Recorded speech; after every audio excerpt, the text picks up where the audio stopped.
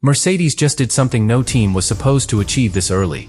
2 races. 2 1-2 finishes. Complete control of the 2026 season before it even started. But now, just days before Japan, new evidence has been uncovered. And it's forcing every team to ask the same question. Is this car actually legal? Because what engineers found changes everything. A diffuser design that behaves differently depending on speed. A front wing that doesn't react instantly, but with a delay. And a system that looks passive, but acts almost like active aerodynamics. And here's why this matters. The rules are clear. Only 2 parts of the car are allowed to move. Nothing else. No exceptions. So if Mercedes has found a way around that, this isn't just innovation. This is a loophole that could decide the championship. And the timing couldn't be bigger. Because Suzuka is next. One of the most demanding tracks in the world. If there's anything unusual about this car, Japan will expose it. So the real question is not whether Mercedes is fast. It's whether they're about to get away with something that no one else saw coming. At first, it didn't look suspicious. It looked controlled. Clean execution. Perfect strategy. A car doing exactly what it was designed to do. But when you compare Australia and China, side by side, you start to notice something.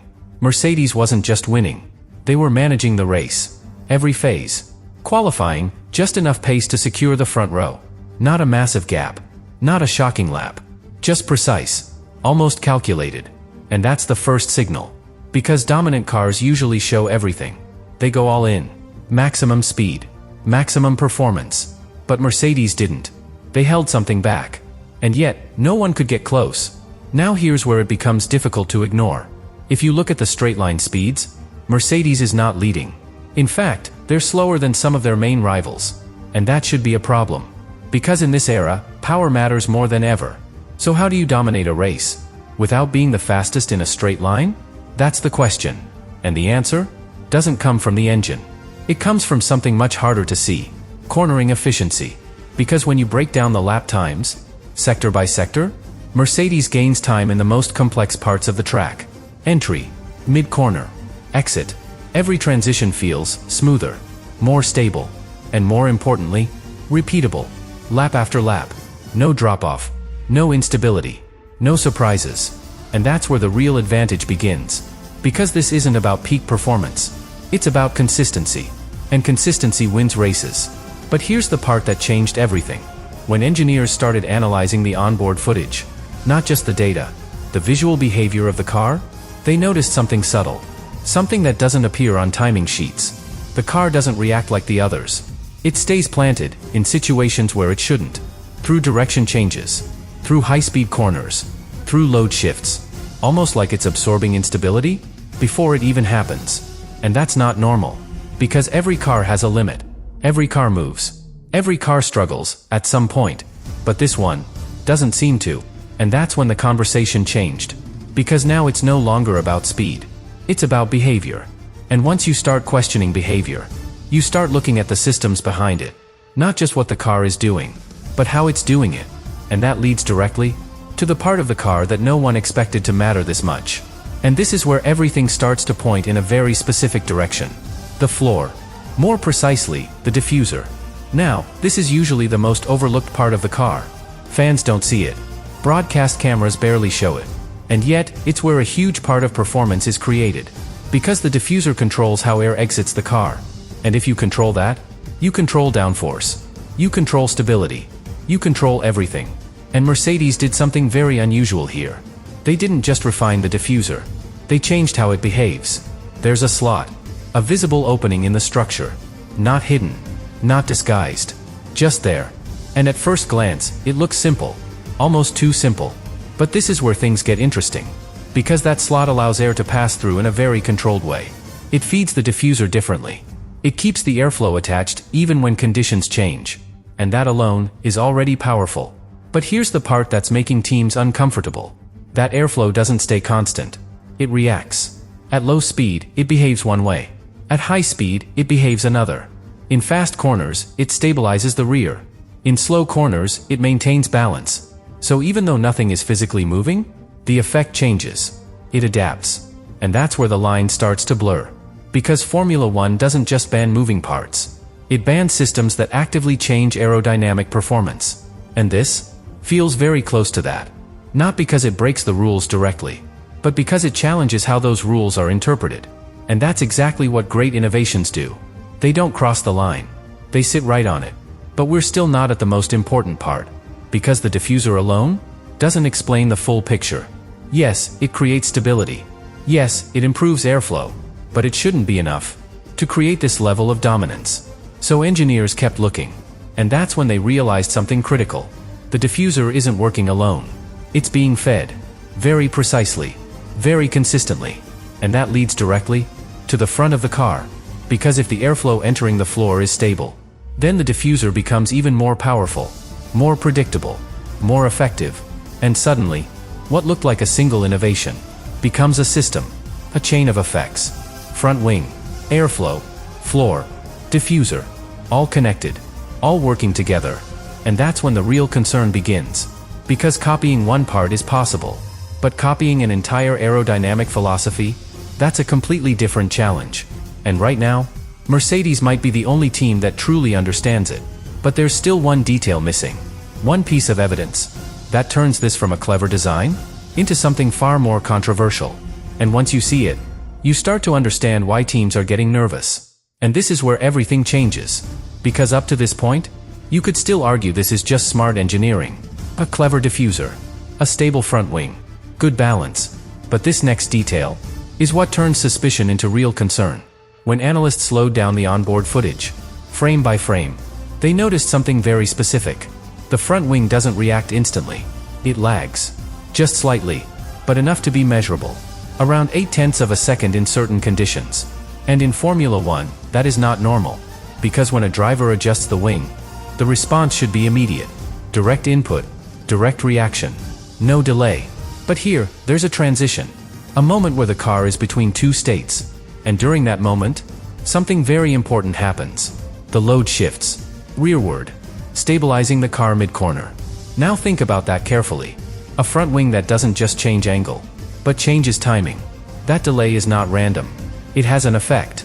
It allows the rear of the car to take over, to stay planted, to maintain downforce exactly when it's needed most. And now, connect that to the diffuser. A diffuser that reacts to airflow changes. A system that becomes more effective, the more stable the airflow is. So while the front wing is transitioning, the diffuser is adapting. And together, they create something that looks very close to active aerodynamics. Not because parts are moving freely, but because the behavior changes in real time. Corner by corner. Speed by speed. Load by load. And that's the key point. Individually, everything is legal. The rules allow front and rear wing adjustments. The diffuser has no moving parts. There is no obvious illegal device. But when you combine all of it, you get a system. A system that behaves dynamically. And that is exactly what the regulations are trying to prevent. Now here's where the tension increases. Because this kind of innovation doesn't get challenged immediately. At first, teams observe. They collect data. They try to understand it. But once they do, everything accelerates. Questions get raised. Technical directives get discussed. And suddenly, what was once clever becomes under investigation. And this is why Japan matters so much. Because Suzuka will push this system harder than anything we've seen. High-speed direction changes. Continuous load. No time to recover. If this interaction between front-wing timing and diffuser airflow is real, Mercedes will look unstoppable. But if there's even a small inconsistency, even a tiny flaw in how the system works, this is where it breaks. And if it breaks, everyone will see it. The teams, the FIA, the entire paddock. And once it's fully understood, there are only 3 possible outcomes. It gets copied, it gets restricted, or it gets banned. And Mercedes knows that. Because in Formula 1, the biggest advantage is not just finding something new. It's keeping it just long enough before the rest of the world catches up. And this is where the situation starts to become uncomfortable for Mercedes. Because up until now, they've had control. No pressure. No direct challenge. No official scrutiny. But that's starting to change. Inside the paddock, the tone is different. Engineers are no longer just analyzing performance. They're comparing behavior. And more importantly, they're asking the FIA questions. Not formal protests. Not yet. But technical questions.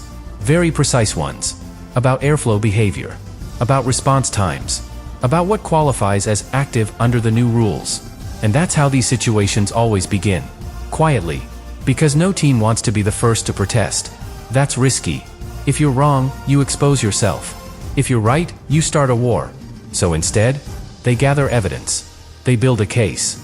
And they wait. But here's the key detail. The FIA is already aware. Because they always are. They monitor everything. Telemetry, camera footage, component behavior. And right now, there are two specific areas under attention. The diffuser slot, and the front wing response timing. Not because they are illegal, but because together, they might create something the regulations didn't fully anticipate. And this is where Formula One becomes political. Because the rules are written to control components, not always behavior. And Mercedes might be exploiting that gap perfectly. Now imagine this scenario. Japan weekend begins. Practice sessions start. Other teams arrive with new data, new simulations, maybe even small updates trying to replicate parts of the concept. And suddenly, the performance gap doesn't close. Or worse, it grows. That's when everything escalates. Because at that point, it's no longer curiosity. It's urgency. Teams will push harder. They'll demand clarity. They'll want answers before it's too late in the season. And the FIA will have to respond. But here's where it gets even more interesting. Because any intervention has consequences. If the FIA does nothing, Mercedes keeps the advantage. If they issue a technical directive, they risk changing the competitive order overnight. And if they go further, if they decide something needs to be restricted, then we're looking at a potential turning point in the championship, right at the beginning of the season. And that's the real danger for Mercedes. Not that they've done something illegal, but that they've done something too effective. Because in Formula One, being too clever can become a problem. History has proven that. Innovations that dominate early rarely survive unchanged. They get studied, they get questioned, and eventually, they get limited. So now everything comes down to one moment. Suzuka, the place where performance is exposed. The place where concepts are validated or broken. And the place where this entire story could take a completely different direction. Because if Mercedes dominates again, the pressure will explode. But if something changes, if the behavior shifts, if the advantage suddenly looks smaller, then the real question begins. Was it the track? Or was it something else? Something behind the scenes. Something that no one has confirmed yet, but everyone is starting to suspect.